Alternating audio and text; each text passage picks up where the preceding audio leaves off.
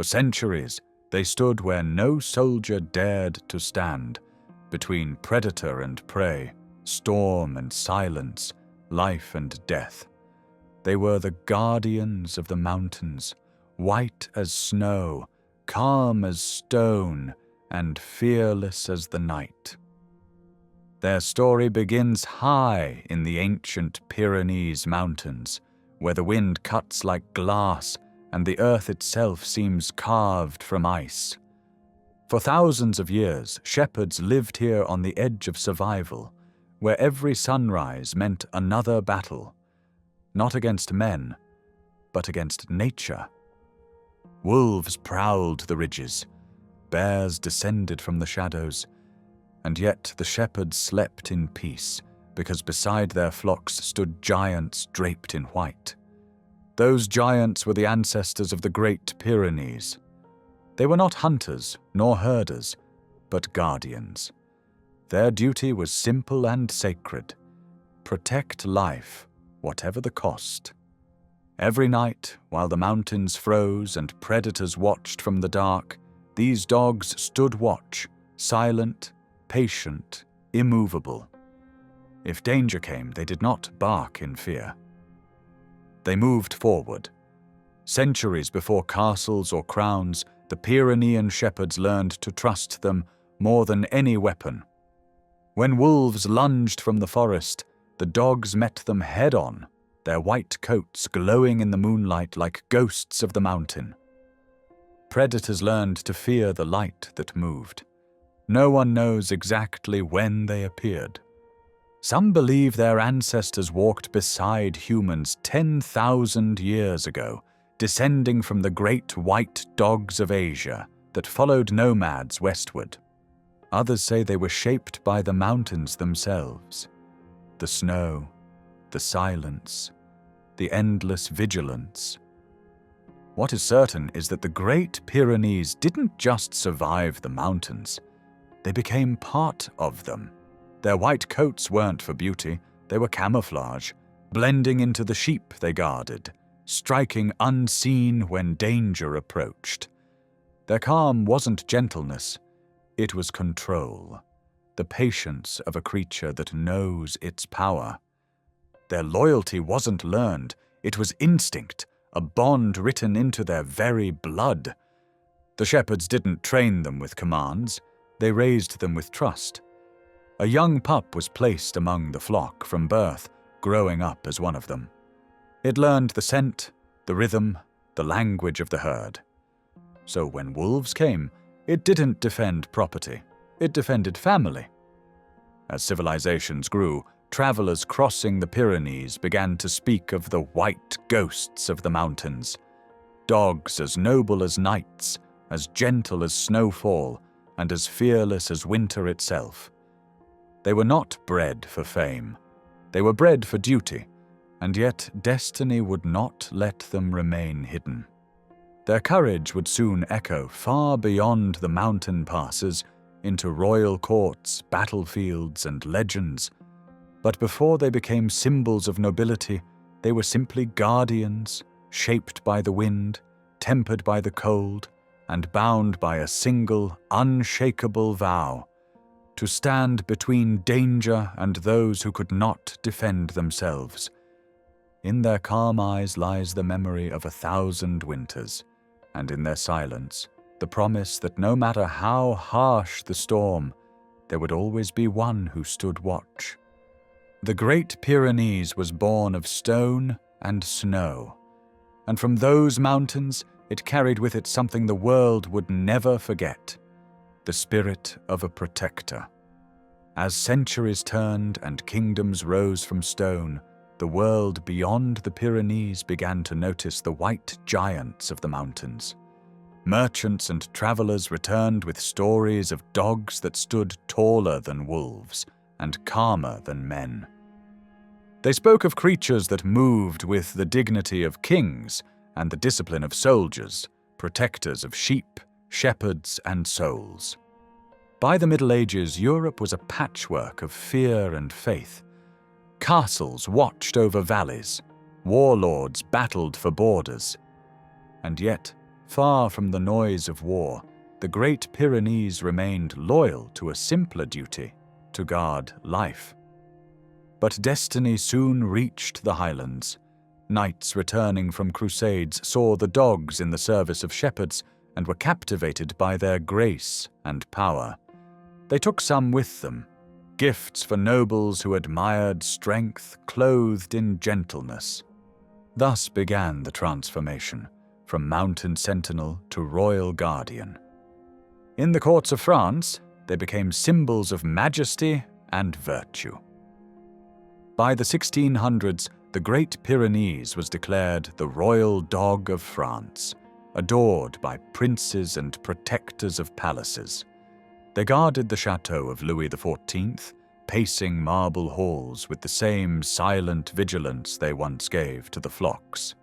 Their massive white coats shimmered beneath torchlight, and courtiers whispered that heaven itself had lent its color to the breed. Yet, despite their regal surroundings, they never forgot their purpose. When danger approached, the transformation was instant, from gentle giant to immovable guardian. There are accounts of Pyrenees dogs standing between nobles and assassins, or facing down thieves on moonlit roads. To those who saw them, they were not mere animals. They were sentinels born of snow and courage. In remote villages, the shepherds still watched their lineage with pride. They knew that the dogs in the castles were kin to those on the hillsides, the same heart, the same instinct, the same vow. And so, while the world celebrated their beauty, the mountains remembered their strength. Legends grew around them, tales of a white dog appearing in storms to guide lost travelers, or of packs that drove away wolves larger than themselves. For the people of the Pyrenees, these weren't legends. They were memories. Every valley had its story, every shepherd his miracle. In time, the Pyrenees dog became known across Europe as the patron of guardianship, a living emblem of courage without cruelty. Painters captured them in portraits beside queens. Poets wrote of their loyalty that outlived the moon. But perhaps their greatest legacy lay not in fame, but in the quiet, unwavering way they carried their purpose from mountain to manor. Even the soldiers who later passed through the region spoke of them with reverence. One wrote in his journal, "They watch the night like statues carved by God himself, motionless until the world needs saving." By the dawn of the 18th century, the Great Pyrenees had conquered two worlds, the wilderness that shaped them and the civilization that admired them. They proved that nobility isn't given by crown or title. It is lived step by step, watch by watch, through devotion. And though history would carry them across oceans and wars, one truth would remain. Whether guarding kings or shepherds, their purpose never changed. They were, and always will be, the silent knights of the mountains. As the world moved from kingdoms to nations, peace gave way to chaos once more. The 20th century brought with it two world wars, storms of steel and fire that swept across borders and mountains alike. And even in this new kind of battle, where machines replaced swords, there was still a place for courage born of instinct. The Great Pyrenees, once guardian of flocks and royalty, now stood at humanity's side once again, not as a symbol, but as a soldier. In the snowbound passes of the Pyrenees Mountains, where France met Spain, their thick white coats became the perfect camouflage. They guided troops through blizzards, carried supplies over frozen ridges, and stood watch at outposts where visibility ended at 10 paces. While guns roared below, the mountains echoed only with the steady crunch of their paws through snow. In World War II, Resistance fighters and allied soldiers relied on these dogs for patrol and communication in the high terrain. They alerted camps to enemy movements long before the human ear could catch a sound. Their calmness under fire and independence of mind made them invaluable. No shouting, no panic, only purpose. Handlers said they possessed a kind of quiet intelligence, an ability to sense danger before it appeared. When asked how they trained such obedience, one soldier simply replied, "You don't teach a Pyrenees to protect. You just tell him who you love, and he decides the rest." Beyond the front lines, they served in rescue units. When avalanches buried soldiers or climbers in the Alps, Great Pyrenees dogs were sent to dig, sniff, and save. Their thick fur kept them warm in the cold. Their hearts kept them warm against despair. After the war, many soldiers brought them home, not as trophies, but as reminders of loyalty that transcended uniform or language. The breed spread quietly across Europe and North America, no longer a creature of mountains alone, but of memory. In the decades that followed, the Great Pyrenees found new work. They returned to what they were born for, guarding and guiding. On farms and ranches, they protected livestock against coyotes and wolves, just as their ancestors had done centuries before. In the Alps and Rockies, they joined mountain patrols and rescue teams, their white silhouettes cutting through fog and snow like living beacons. But their heroism wasn't limited to strength. In an age of noise, they embodied calm. In the middle of fear, they became anchors of peace. Children could cling to them, frightened travelers could rest beside them, and shepherds could sleep knowing no harm would reach their flock. In the 1950s and 60s, as humanity pushed into higher peaks and colder regions, the Great Pyrenees became partners of explorers once more. They guarded expedition camps, hauling supplies through glaciers and storms that shredded tents. Their endurance defied logic, their patience defied time. Even as machines and helicopters took over the work of transport and rescue, one truth remained unshaken. When the world turned silent and the weather turned against you, it wasn't an engine that saved you. It was a heartbeat, and sometimes that heartbeat wore a coat of white. Through every war and expedition, through fear and frost, the Great Pyrenees never lost the essence of what it was. Not a fighter, not a hunter, but a protector. They are reminders that true strength doesn't come from dominance, but from devotion. From the quiet courage to stand your ground when others flee. And when peace returned and the world grew warm again, these mountain-born guardians carried with them the same vow they made in the beginning to keep watch, always. To those who meet them for the first time, the Great Pyrenees is a paradox, a creature of immense size and power, yet calm as falling snow. They are called gentle giants, but gentleness was never weakness. It was discipline.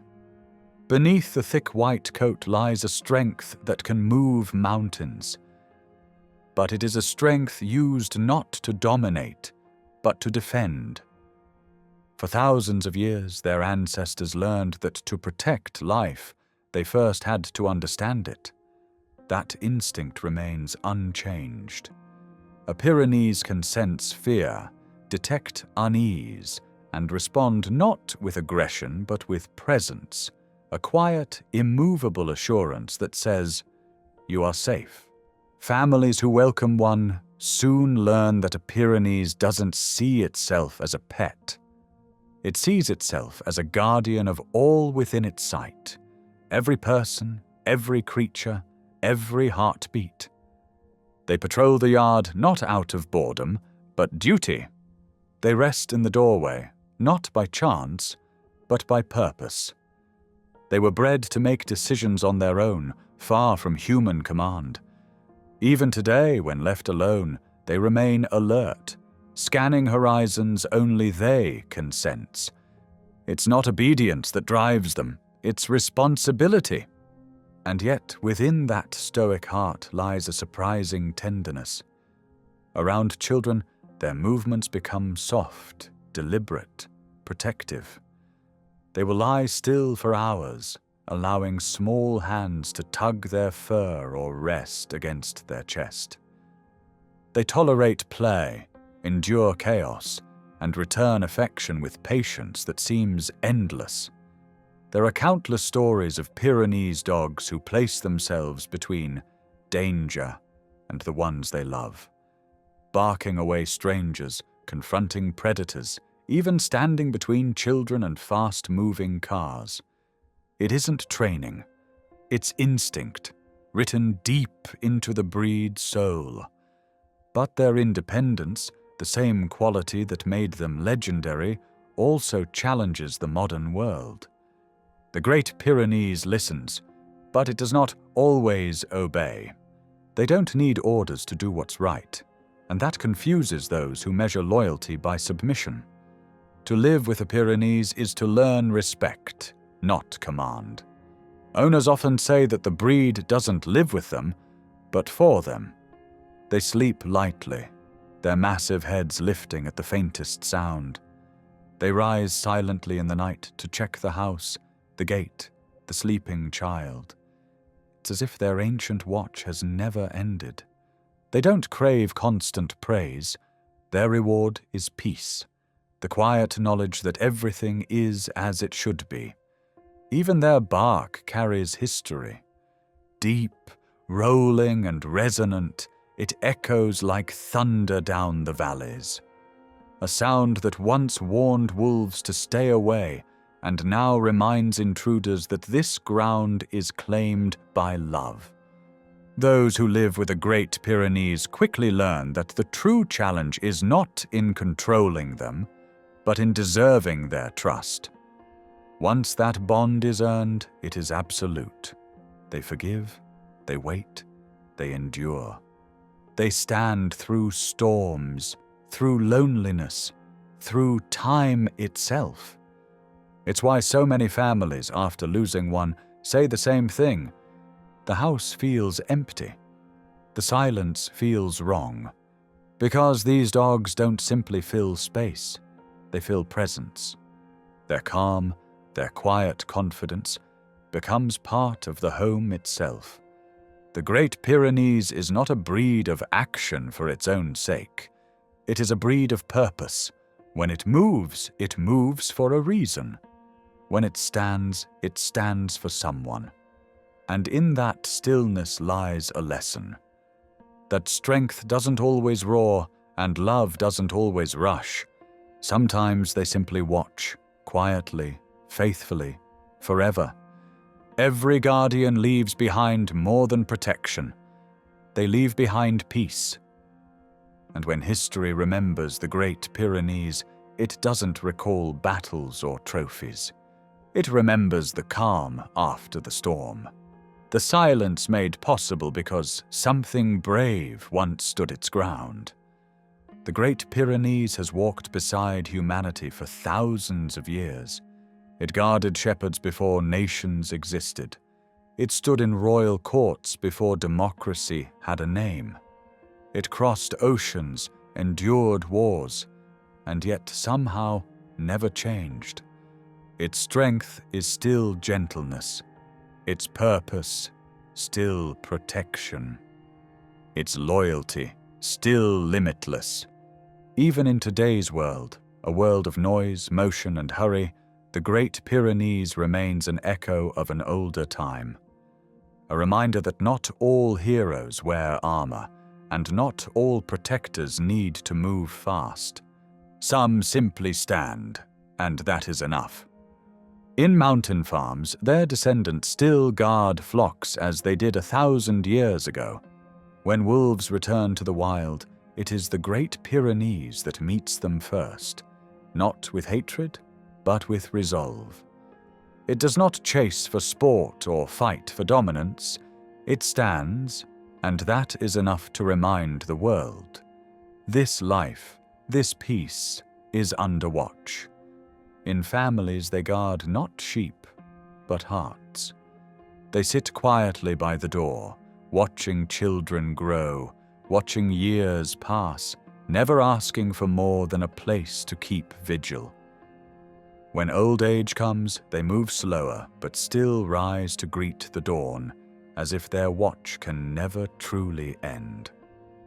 And perhaps it never does. Because what they guard is not just home or herd. They guard trust itself, the sacred thread between human and animal that has endured since the first fires in the dark. There are stories told by shepherds that say, when a Pyrenees dies, its spirit returns to the mountains. On cold nights, when the wind howls through the pesses, they claim the sound you hear is not the storm, but the souls of white guardians still patrolling their ancient peaks. Even if it's only legend, it feels right. Because the Great Pyrenees was never meant to vanish, it was meant to endure, in memory, in love, in the heartbeat of every protector who stands watch today. They have taught us that real courage is not noise, but presence. That true loyalty is not about obedience, but about standing firm when it matters most. That gentleness, when combined with strength, becomes something eternal. In a world that often mistakes loudness for power, the Great Pyrenees remains a quiet truth, a living monument to patience, devotion, and grace. They are the keepers of peace, the embodiment of calm, the eternal guardians of home. And though time will keep moving, though generations will pass and landscapes will change, there will always be somewhere, on a mountain, on a farm, or by a family's door, a white figure standing watch, unshaken by the world. Because the Great Pyrenees does not simply protect what it sees, it protects what it loves, and that is the legacy of the White Guardian.